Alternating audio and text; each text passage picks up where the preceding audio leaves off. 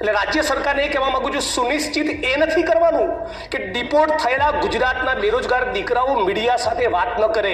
સુનિશ્ચિત એ કરવાનું છે કે ખાલી પડેલા તમામ સરકારી પદોમાં ભરતી થાય, જેથી ફરી કોઈ ગુજરાતના દીકરા દીકરી બેરોજગાર યુવક યુવતીઓએ મેક્સિકોની બોર્ડર પર છાતી પર ગોળી ખાવા માટે જવું ન પડે. આ જેટલો ચિંતાનો વિષય છે, એટલી જ મોટી ચિંતાનો વિષય છે ગુજરાતમાં મળી રહેલી નકલી કચેરીઓ.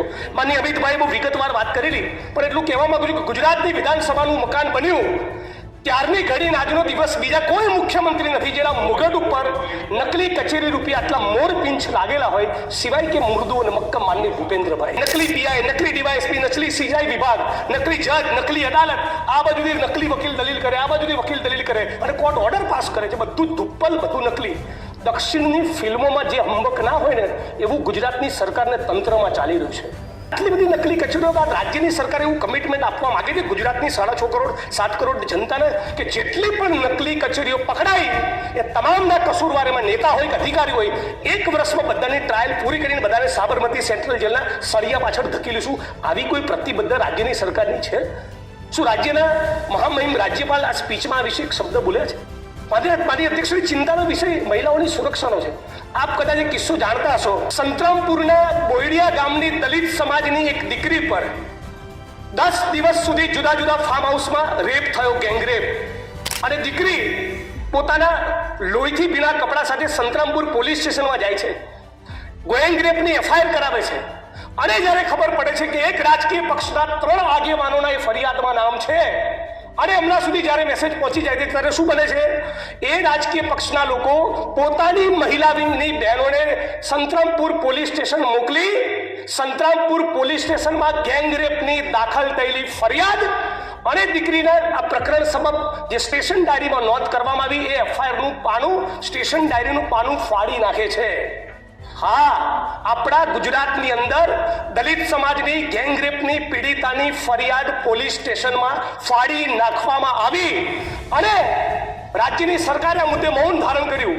શું કર્યું સરકારે એવું કર્યું કે ખાતાકી તપાસ આપી સચિન બાદશાહ નામના ડીએસપીને, અને મહાન આપણા એ આઈપીએસ અધિકારીએ શું કર્યું?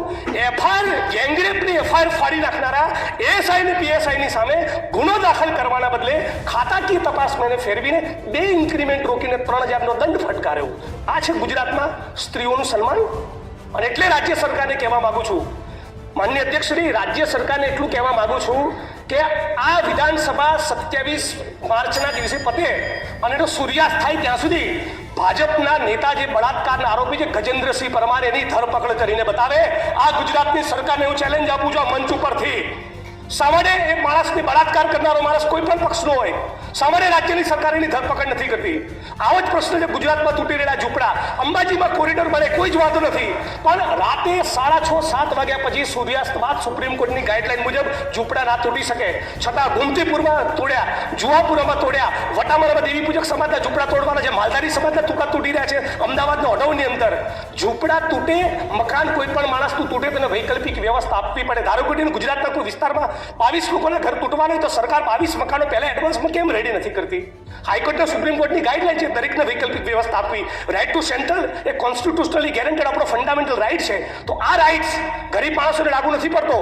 રિયલ એસ્ટેટના માફિયાઓ, ઉદ્યોગપતિઓ જમીનોમાં દબાણ કરે, એ દબાણ ખુલ્લા ના થાય અને દલિત, આદિવાસી, ઓબીસી સમાજના ઝૂંપડા તોડી નાખવાના, એને બેઘર કરી નાખવાનો. આ ગુજરાત વાઇબ્રન્ટ અને સ્વર્ણિમ ના હોઈ શકે.